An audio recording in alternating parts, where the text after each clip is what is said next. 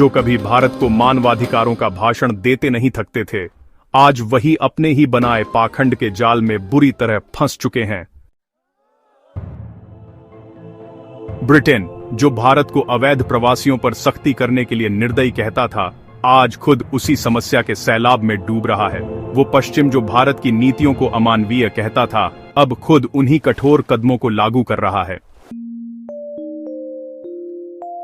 दरअसल ब्रिटेन के प्रधानमंत्री कियर स्टारमर ने हाल ही में वियतनाम की कम्युनिस्ट पार्टी के प्रमुख तो लाम के साथ एक ऐसा समझौता साइन किया है जिसे ब्रिटिश सरकार अब तक का सबसे सख्त प्रवासी रोधी एग्रीमेंट बता रही है। यह डील उन वियतनामी प्रवासियों को रोकने के लिए है जो यूरोप से छोटी नावों में सवार होकर ब्रिटेन की जमीन पर उतर रहे थे।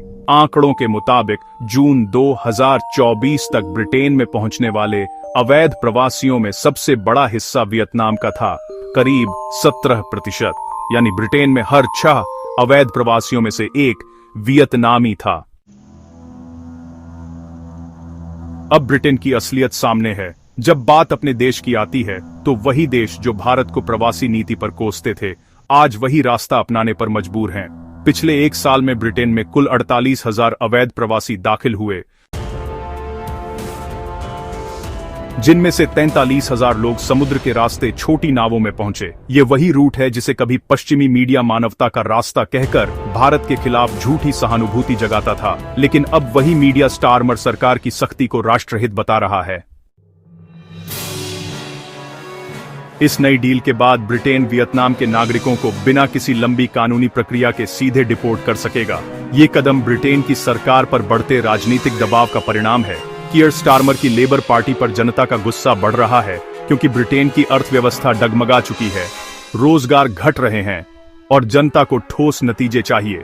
इसलिए स्टारमर अब वही दिखाने की कोशिश कर रहे हैं कि वो कठोर हैं, निर्णायक हैं और राष्ट्र की सुरक्षा सर्वोपरि है।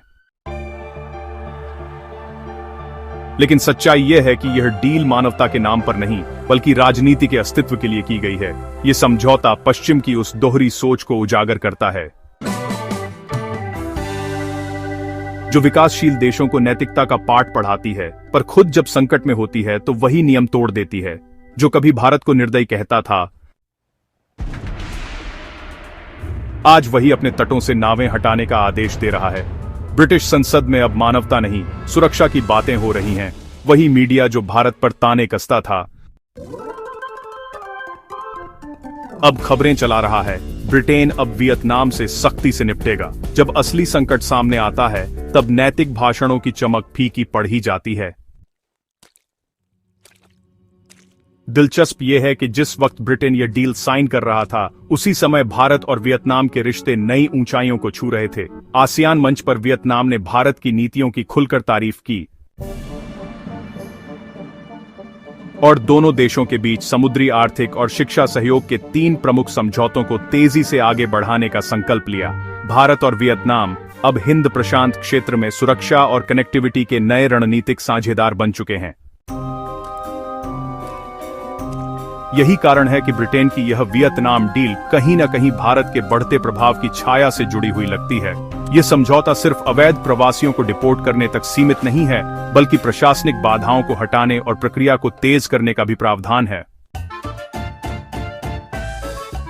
अब ब्रिटिश सिस्टम कुछ ही हफ्तों में तय कर सकेगा कि कौन रहने लायक है और कौन सीधा वियतनाम वापसी के लायक। डील साइन करने के बाद स्टारमर ने बयान दिया, वियतनाम से आने वाले अवैध प्रवासियों की संख्या आधी हो चुकी है, लेकिन हम और सख्त कदम उठाने को तैयार हैं। यह डील दिखाती है कि अंतर्राष्ट्रीय सहयोग से ही नतीजे मिलते हैं। लेकिन असल सवाल यह है, क्या यह सहयोग मानवता का प्रतीक है या राजनीतिक मजबूरी का परिणाम? ब्रेक्जिट के बाद ब्रिटेन की अर्थव्यवस्था चरमरा गई। यूरोपीय संघ से बाहर निकलने के बाद उसे नए व्यापारिक साझेदारों की सख्त जरूरत है। अमेरिका की टैरिफ नीतियों ने ब्रिटेन के निर्यात को झटका दिया और ऐसे में भारत के साथ उसका फ्री ट्रेड एग्रीमेंट जरूरत से पैदा हुआ समझौता बन गया, न कि साझेदारी से। ब्रिटेन जानता है कि भारत के बिना उसका व्यापार संतुलन संभालना मुश्किल है, लेकिन उसकी मानसिकता अब भी औपनिवेशिक है। वह भारत के आत्मविश्वास से असहज है। वियतनाम के नेता तो लाम ने इस समझौते को दोनों देशों के हित में बताया, पर हकीकत यह है कि यह डील ब्रिटेन के भीतर की राजनीतिक और आर्थिक अस्थिरता को ढकने की कोशिश है। लाम, जो अब वियतनाम की विदेश नीति में निर्णायक भूमिका निभा रहे हैं, उन्होंने इस कदम से ब्रिटेन को थोड़ी राहत दी, लेकिन साथ ही यह भी साफ संदेश भेजा कि अब एशिया के देश बराबरी की शर्तों पर बातचीत कर रहे हैं। ब्रिटेन की सरकार इसे अंतर्राष्ट्रीय सहयोग की मिसाल बता रही है, लेकिन असल में यह वही नीति है जिसे भारत ने कई साल पहले अपनाया था, जब भारत ने कहा था कि अवैध प्रवासी किसी भी देश के लिए बोझ हैं और उन्हें वापस भेजना जरूरी है। तब ब्रिटिश अखबारों ने भारत को अमानवीय कहा था, मानवाधिकार संगठनों ने बयान दिए थे और लंदन के सांसदों ने भारत की नीतियों को क्रूर बताया था। आज वही ब्रिटेन अपने तटों पर वही कानून लागू कर रहा है। अब ब्रिटेन को न मानवाधिकारों की चिंता है, न प्रवासियों के दर्द की। साले संबर पालिन पंडरन संप्रदिन बोइटेंस वकेंडन डांस्टन्स पिबोरिगम मार्टिन। अब चिंता है तो बस अपनी डगमगाती अर्थव्यवस्था की और घटते जनसमर्थन की। जब हजारों नावें ब्रिटिश तटों की ओर बढ़ीं, तब जाकर सरकार को राष्ट्रीय सुरक्षा की याद आई। भारत की नीतियों पर व्याख्यान देने वाला वही ब्रिटेन आज भारत की रणनीति की हूबहू नकल कर रहा है। दुनिया अब यह देख रही है कि वह पश्चिम जो खुद को नैतिक ऊंचाई पर रखता था, अब उसी रास्ते पर चल पड़ा है जिसे वह कभी पूर्वी कठोरता कहता था। और भारत ने जो नीति आत्मसम्मान से अपनाई थी, वही नीति अब यूरोप मजबूरी में अपना रहा है। फर्क सिर्फ इतना है, भारत का निर्णय राष्ट्रहित का प्रतीक था और ब्रिटेन का फैसला उसकी लाचारी का। इस समझौते ने ब्रिटेन के भीतर भी बहस छेड़ दी है। कुछ मानवाधिकार समूह इसे सरकार का कपटी चेहरा बता रहे हैं, तो कुछ इसे जरूरी सुधार कहकर बचाव कर रहे हैं। लेकिन सच्चाई यही है, ब्रिटेन अब उस स्थिति में नहीं है कि वह दूसरों को उपदेश दे सके। जो देश कभी भारत को प्रवासी नीति पर शर्मिंदा करने की कोशिश करता था, आज वही अपने तटों से उन्हीं नावों को हटाने में लगा है जिनके लिए कभी वह मानवता की मिसाल पेश करता था। भारत और वियतनाम की बढ़ती साझेदारी इस पूरी कहानी का सबसे बड़ा संकेत है कि दुनिया की शक्ति संतुलन रेखाएं अब एशिया की ओर खिसक रही हैं। भारत और वियतनाम का संबंध अब सिर्फ आर्थिक नहीं बल्कि रणनीतिक और सुरक्षा आधारित साझेदारी बन चुका है, और आसियान मंच पर भारत का बढ़ता प्रभाव भी साफ नजर आ रहा है। अब पश्चिमी देशों के आत्मविश्वास को हिला रहा है। आखिरकार ब्रिटेन का यह कदम उसी दोहरे चरित्र का प्रतीक है जो पश्चिमी राजनीति की पहचान बन चुका है। जब बात दूसरों की आती है तो वे नैतिकता की बातें करते हैं, लेकिन जब संकट खुद पर आता है तो वही नैतिकता बदल जाती है। उसी भारत की नीति अपनाने को मजबूर है। आज जब लंदन में वियतनामी प्रवासियों के खिलाफ सख्त आदेश जारी हो रहे हैं, तो पूरी दुनिया यह समझ रही है